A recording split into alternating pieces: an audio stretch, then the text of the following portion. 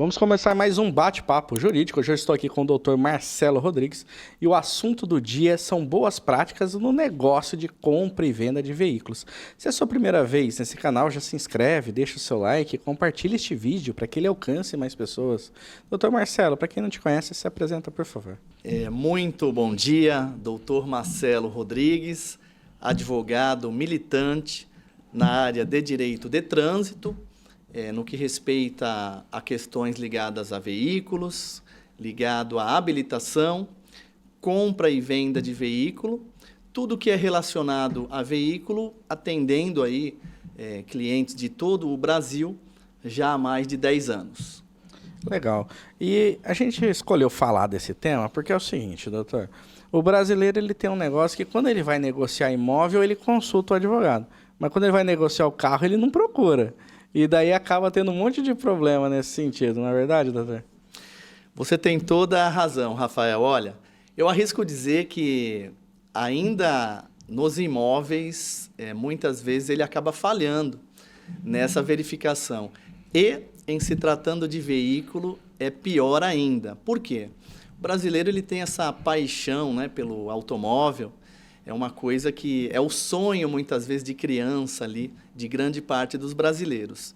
E, naquela emoção ali do primeiro veículo, ou da troca do veículo, ele acaba ali se descurando e fazendo ali compras de uma forma totalmente ali emocionada, deixando de observar aí questões fundamentais para que ele evite aí um prejuízo grande, que muitas das vezes pode ser até mesmo maior que o valor do próprio veículo. É uma coisa que eu percebo, assim, que o brasileiro, ele, em linhas gerais, ele tem a boa-fé natural dele, né? Ele confia na pessoa, ele acredita que se ele mandar o Pix, o cara vai fazer a parte dele, né? Então, realmente, o brasileiro, ele está, na maior parte dos casos, ele é um cidadão de boa-fé, né? Ele guarda esse sentimento de confiança, de palavra, né? De assumir um compromisso, né? E esquece que é um negócio, e todo negócio tem risco, né? Exatamente, Rafael. Na verdade, essa confiança, ela é natural mesmo do ser humano. Muitas das vezes, o cidadão ali na hora de fazer essa compra, ele vai muito pelo visual, tá? Isso acontece muito nas compras ali em lojas, tá? Nós temos uma incidência muito grande de reclamações no que respeita a problemas não informados e ao acionamento da garantia nas compras de veículo, especialmente compras feitas em loja.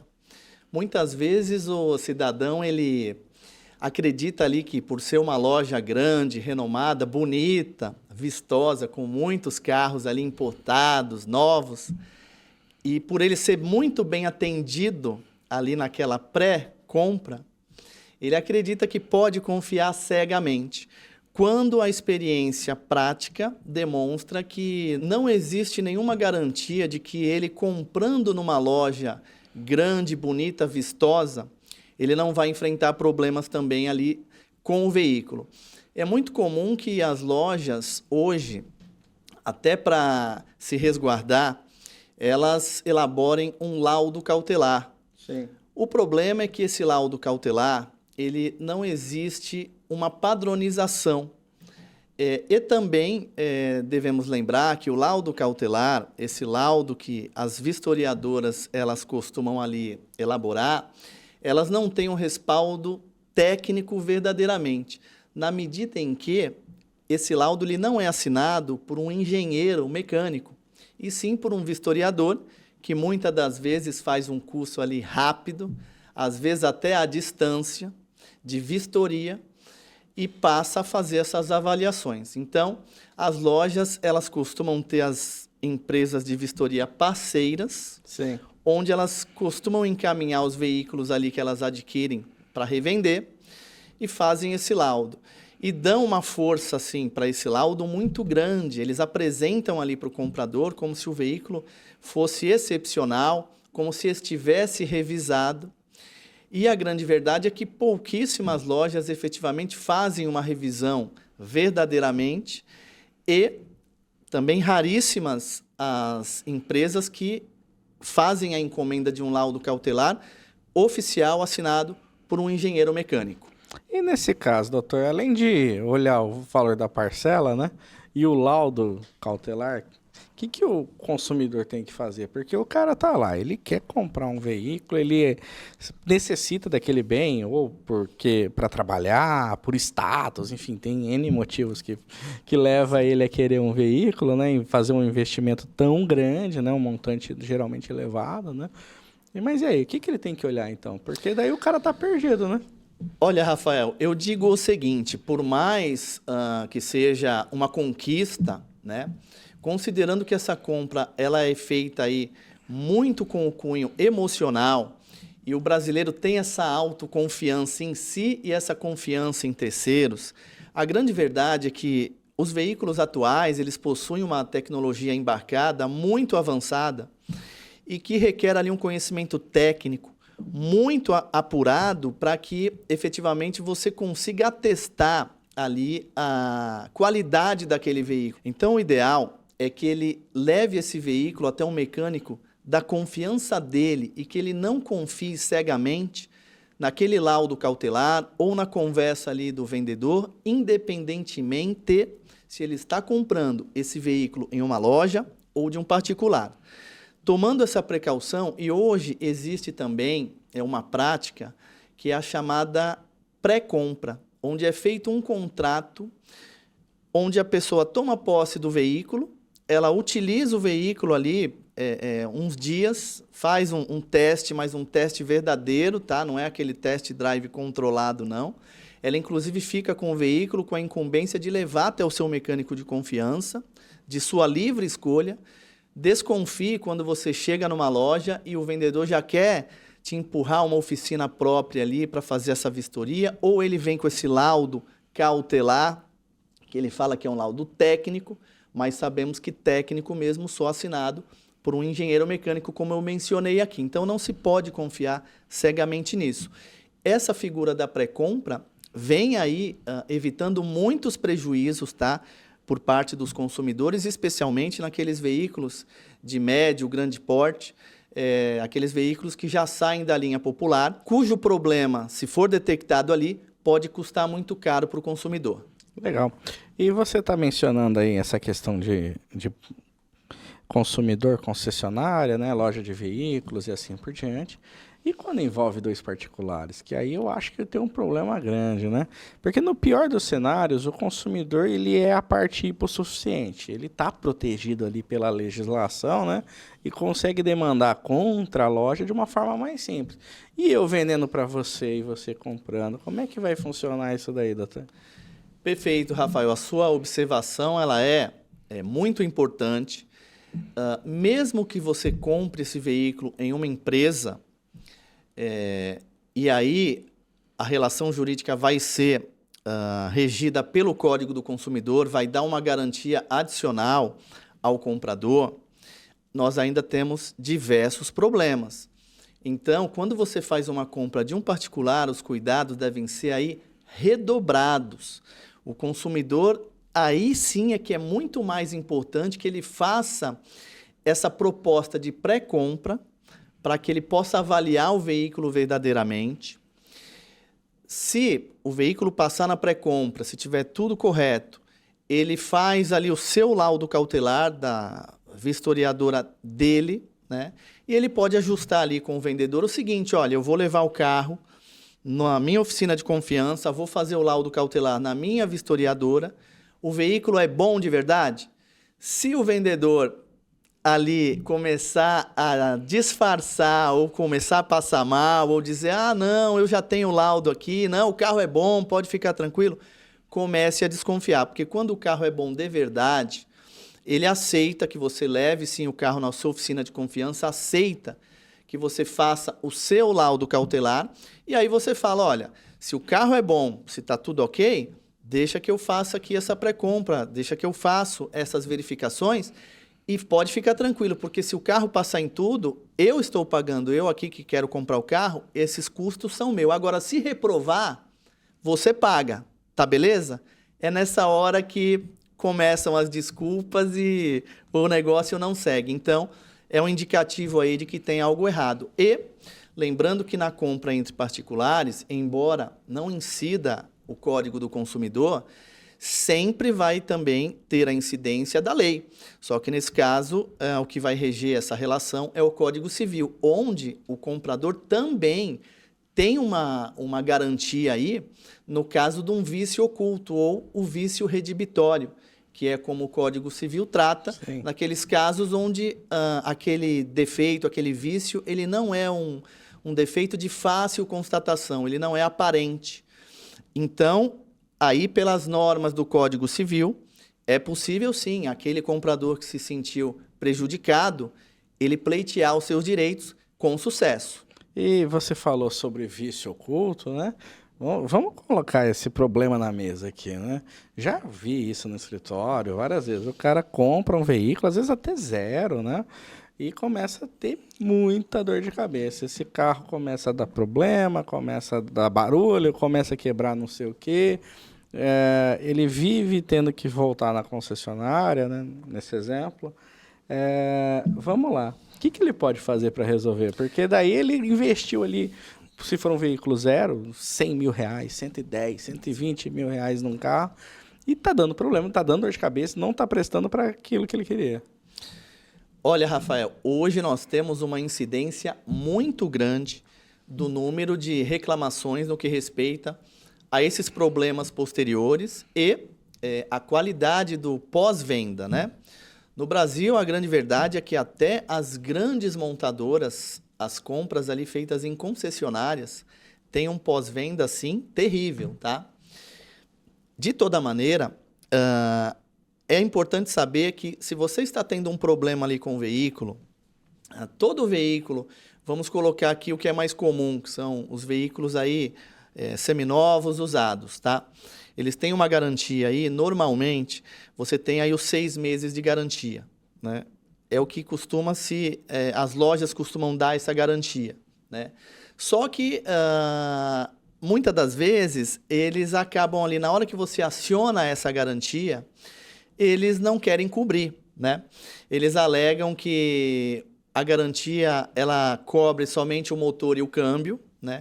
Sendo que o Código do Consumidor não faz essa restrição, engloba todos os componentes do veículo, desde que não se tratem ali de itens de desgaste natural, tá? Só que o que acontece? Muita gente compra o veículo, como você mencionou, veículos aí com um valor elevado, mas a grande parte da frota no nosso país, ela é de veículos financiados, Sim, tá? sim. Então, o que costuma acontecer? A pessoa compra o veículo ali no financiamento e aí ela já sai ali com o veículo e já sai com uma parcela para pagar. Muitas vezes ela compra esse veículo para o uso diário ou até para o uso profissional, né? Ela pode ser um profissional aí do trânsito. E aí ela fica sem o veículo e ela tem que pagar a parcela. E aí ela pensa o seguinte: eu posso devolver o veículo com problemas para a loja? Eu posso desistir do negócio? Olha, é possível desistir. Porém, antes de você pensar numa desistência, você tem que observar o que diz o Código de Defesa do Consumidor, que estabelece que a loja, ou ainda que não seja uma loja, mas um particular que faça da compra e venda de veículos o seu negócio, ele também está ali enquadrado no Código do Consumidor. Dessa maneira, ele tem de dar oportunidade para que o vendedor resolva o problema ou os problemas mecânicos em até 30 dias. Então, ele tem que dar essa oportunidade para que o vendedor resolva o problema na oficina do vendedor. É o vendedor que vai indicar para qual oficina você deve levar o veículo ou se você vai levar o veículo de volta para a loja. Então, sem que você dê esses 30 dias de oportunidade para que ele preste a garantia, não há de se falar em desistência. Não há nada na lei que obrigue a loja a receber o veículo de volta, considerando ainda que, se tiver um financiamento, nós temos 2 contratos, o de compra e venda e o de financiamento, que a nossa justiça entende como contratos coligados. Sim. Então, se você tiver um problema mecânico, acionar a loja e a loja começar a enrolar, se negar a prestar a garantia, ou ainda ela demorar mais de 30 dias para resolver os problemas, aí o consumidor, por força do artigo 18 do Código de Defesa do Consumidor, ele vai ter a sua escolha, 3 opções. Ou ele vai receber o dinheiro de volta, ou ele vai receber um outro veículo, ele vai aceitar receber um outro veículo nas mesmas condições ali daquele veículo, ou ainda ele pode arrumar o veículo por conta própria e ter um abatimento no valor, receber um valor ali de volta da loja. Essa é uma escolha do consumidor, que as lojas não querem que você saiba e dizem que você tem que esperar, tem que esperar, tem que esperar. Mas não é assim. Se passou 30 dias, os problemas não forem resolvidos, procura um advogado especialista da sua confiança. Então, nesse cenário, para ajudar ainda mais um pouco, né, o cara ele vai lá, ele vai comprar parcelado, ele vai comprar financiado, né, e ele enfia um carro no negócio e quer desfazer. Porque quando o cliente vai no meu escritório, vai no seu, ele já está tão bravo com o vendedor que ele quer realmente desfazer todo esse negócio e quer o carro dele de volta. E aí, doutor, como é que funciona essa parte aí para resolver? Então, Rafael, conforme eu te expliquei, a desistência, o direito de arrependimento no nosso ordenamento jurídico, ele só se aplica a compras realizadas 100% pela internet, à distância. A partir do momento que o comprador ele vai até a loja, verifica ali os carros, escolhe o carro, ele vai até o local físico onde o veículo está, não incide o direito de desistência, tá? Então, ele vai ter de dar essa oportunidade para a loja resolver o problema. Se a loja não resolve o problema nos 30 dias, ele vai ter aquelas 3 opções que eu falei aqui, a sua escolha, né? Essa é uma escolha do consumidor, tá? Se o veículo já estiver lá, inclusive, na loja, para fazer esses reparos ou na oficina e dentro dos 30 dias não resolver, ele não precisa nem retirar o veículo, tá? É até ideal que ele não retire esse veículo. Aliás, é importante dizer que quando ele constata algum problema, após ali ele retirar o veículo da loja, ele receber o carro, ele não deve, em hipótese alguma, fazer nenhum reparo por conta própria. Porque às vezes o cidadão está tão emocionado, está tão querendo aquele carro, usar aquele carro, que às vezes é uma coisa besta, ele mesmo vai e arruma, né? Às vezes é uma coisa que não é nem tão besta e ele vai querer dar uma de que não, eu vou resolver aqui, a loja está muito devagar, só que aí o prejuízo pode ser grande e, lembrando, que todo e qualquer problema que seja levado à justiça envolvendo uma máquina, um veículo automotor, invariavelmente, para que se identifique realmente quem tem a razão naquele caso, vai demandar uma perícia técnica. Então, se ele mexeu nesse veículo, antes de dar oportunidade ali para a loja resolver o problema, ele vai comprometer essa prova. Então, ele vai acabar jogando contra ele mesmo, tá?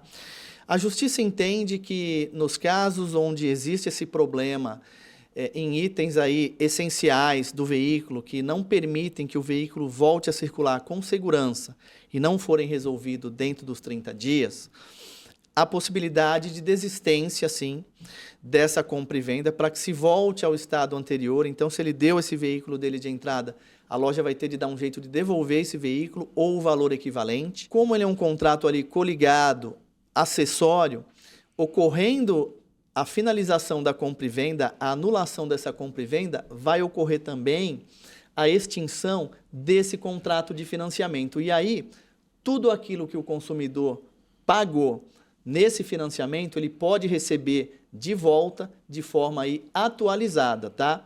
No que respeita às parcelas pagas e eventual entrada ali dada no negócio. E doutor, às vezes o comprador, o vendedor, enfim, é surpreendido com débitos antigos, né? Às vezes multa que não tinha aparecido, acontece, ou eventualmente ele surge um bloqueio judicial por conta de uma dívida que o cara nem lembrava, né?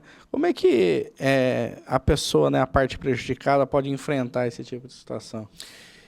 Quando nós começamos aqui a nossa conversa, eu falei a respeito daquela confiança, não é? E numa compra e venda, quando você está ali diante de um veículo automotor que tem registro, né, perante os órgãos de trânsito e que, evidentemente, se não for um veículo zero, ele já vai ter tido um dono anterior, é necessário toda a cautela na verificação ali prévia de débitos ali pré-existentes e também restrições administrativas internas ali do Detran, que podem impedir que esse veículo circule livremente, pode impedir a transferência desse veículo para o teu nome, como também bloqueios judiciais, que normalmente acontecem em função de dívidas do ex-proprietário, tá? E o que acontece? A grande verdade é que se você fizer as pesquisas e nada constar até aquele momento, e você conseguir transferir o veículo para o teu nome, ou ainda que você não consiga transferir, não tenha dado tempo, mas você conseguir comprovar que você fez a compra ali antes de entrar o bloqueio, muitas vezes é possível que você consiga esse desbloqueio porque você é um terceiro de boa fé. Mas isso também não é uma regra. Existe aí um tipo de bloqueio que é o chamado bloqueio Renajude, que vem aí aterrorizando muitos aí compradores de veículo, que muitas das vezes compram o veículo, mas não transferem para o nome de imediato, e quando vão tentar fazer essa transferência, descobrem o bloqueio Renajude. E esse bloqueio, ele só se resolve através de um pedido judicial. Esse bloqueio ele só existe porque existe um processo judicial onde foi determinado ali por um juiz de direito o bloqueio do bem. E esse desbloqueio só vai ocorrer por aquele mesmo juiz que determinou o bloqueio. Portanto, se você está enfrentando um problema, tem um veículo que já é seu ou acabou de comprar um veículo e descobriu esse bloqueio Renajude, consulta um advogado especialista da sua confiança. Doutor, e você sabe que tem uns brasileiros que eles gostam de procurar confusão, né? Aí existe uma modalidade de negócio que o pessoal vende, que é vender o carro para perder, que é aquele carro assim que você vai usar até perder. Que o carro já está com busca e apreensão de banco, dívida de PVA, um caminhão de multa, que todo o passivo daquele veículo já estoura o valor que ele vale. O valor de mercado é inviável para o proprietário quitar e regularizar isso, né? Não compensa, né? Ele fazer toda a quitação desses débitos, né? E daí tem pessoas que compram esses veículos, né? Para usar até perder, literalmente isso, né? Que ele vai lá, paga um valor simbólico e utiliza desse bem nesse estado, né? E, invariavelmente, em alguns casos, a pessoa até se arrepende, porque daí perde muito rápido e quer desfazer o negócio, né? Como é que você vê isso daí, doutor? Esse pessoal que procura confusão. Então, Rafael, muitas vezes a pessoa querendo ali uma facilidade, adquirir um veículo por um valor abaixo aí do mercado, acaba entrando nessas encrencas, tá? E aí isso vai remeter para um assunto aqui muito importante e sensível que está pegando aí muitos brasileiros, tá? Qual seja? Os veículos que estão aí desaparecidos. O que é que significa isso? Quando você mencionou que existe esse mercado paralelo de compra e venda desses veículos enrolados, são os chamados veículos NP, para não pagar, ou veículos só para rodar. Mas a grande questão mas esse veículo veio da onde? Surgiu de onde? E agora você vai descobrir. Muita gente acaba fazendo financiamentos, tá? Compra o veículo financiado, em um certo momento encontra uma dificuldade nesse financiamento, acaba repassando o veículo. Um repasse que, na verdade, ele é um repasse irregular. Ele estaria ali fazendo uma transferência do financiamento indevida, né? Em outras situações, são veículos que realmente estão com muitos débitos e aí acaba ali que alguém oferece esses veículos por um valor muito barato. Mas a grande questão esses veículos normalmente eles não são oferecidos pelos proprietários, e sim por terceiros, por pessoas que não são ali os proprietários no documento do veículo, tá? Isso acontece por quê? Porque muita gente não só na hora de comprar tem essa questão da confiança, como principalmente na hora da venda. Na hora da venda, o brasileiro é muito descuidado, ele confia demais. Ele entrega ali muitas vezes o veículo, ele muitas das vezes não pega absolutamente nenhum dado, nenhum documento do comprador. Eu tive um caso recente no escritório, onde o cidadão, no ano de 2013, Sim. ele trabalhava numa empresa ali, ele prestava serviço de manutenção, reformas, não é? E ali eles tinham um contrato ali temporário, meio que informal, para uma determinada empreiteira, pequena. E aí ele ficou 3 meses ali trabalhando, eles tinham diversas obras, né? E lá ele conheceu o Francisco, um amigo que se interessou pelo carro que ele tinha uma Fiorino. E aí o Francisco falou, olha, eu quero ficar com o teu carro, vamos fazer um negócio aqui. E aí esse meu cliente, que na verdade já tinha comprado esse carro financiado em nome do sogro, não era nem dele, ele estava com esse veículo ele já estava quitado, mas ele não tinha feito a transferência para o nome dele ainda, ele deixou no nome do sogro. Sim. E aí ele entregou o veículo para o Francisco, ali na boa-fé, sobre a promessa de que o Francisco iria rapidamente procurá-lo para fazer a devida transferência no Detran. Acontece que acabou as obras ali, essa empreiteira se desfez, foi cada um para um lado, não existia Zap ainda, né? Então, perdeu-se o contato totalmente. E, veja, isso em 2013. Em 2023, ou seja, 10 anos depois, esse carro fantasma voltou a aparecer com diversas multas e impostos não pagos. E o problema é que o sogro desse meu cliente estava tirando a habilitação. Então, essas multas desse veículo estavam impedindo que ele tirasse a habilitação, porque era perigoso ele tirar ali a habilitação e dentro do período ali de permissão, certamente poderia entrar alguma multa desse veículo desaparecido que ele passou para quem ele só tinha o primeiro nome do Francisco, não sabia mais nada. E aí ele falou, o que eu faço agora? Felizmente, existe uma figura muito conhecida no direito imobiliário, que é o direito à renúncia de propriedade, que também está sendo usada agora com mais frequência nos veículos automotores, nos bens móveis, o que possibilita que você, que tem um veículo registrado no seu nome e que não sabe para onde foi esse veículo, não tem os paradeiros do veículo, não tem o paradeiro daquele comprador, não sabe exatamente nada, não tem nenhum dado, mesmo assim, a nossa justiça permite que você se livre desse fantasma. Outro problema que é recorrente é golpe, né, doutor? A gente sabe que o cidadão está vendendo ali, está na boa fé às vezes, né? Colocou o veículo dele numa dessas muitas plataformas online de compra e venda de bens ou compra e venda de veículos, né? E os golpistas se aproveitam de conseguir o contato dele, né? E já ter essa informação para se aproximar, né?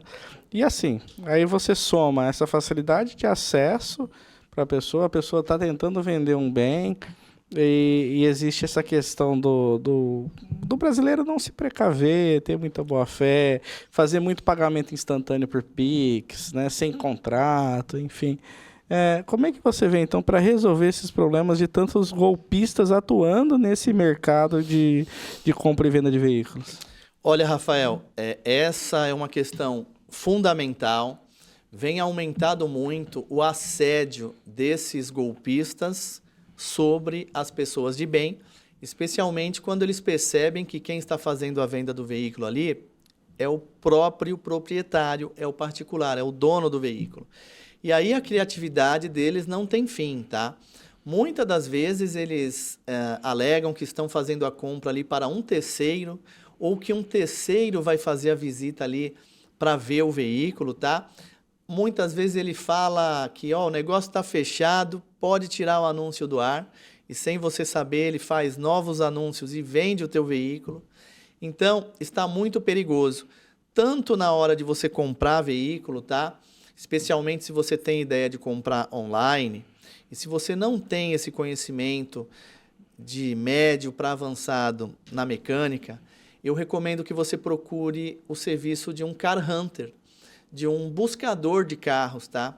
Um profissional que já tem esse hábito e sabe quais são os principais golpes ali, as principais artimanhas usadas por esses picaretas. Da mesma forma, se você está pensando em vender o seu veículo, você também pode procurar pela ajuda desse Car Hunter ou ainda dar prioridade para deixar esse veículo numa loja da sua confiança, porque você fazendo a venda direta, você fica sujeito a muitos problemas. Você acaba fornecendo seus dados, fornecendo os dados do veículo.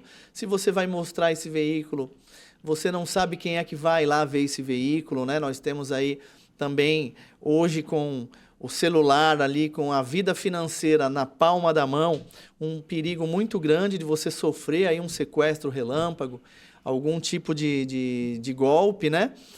Justamente pensando ali em economizar, em de repente não ter de pagar uma comissão para um especialista, você pode ter um prejuízo muito grande, tá? Porque hoje nós temos essa compra e venda 100% online, né? Sendo realizada 100% online. E os pagamentos também, eles são instantâneos. Só que muitas vezes esses picaretas, eles criam ali comprovantes falsos.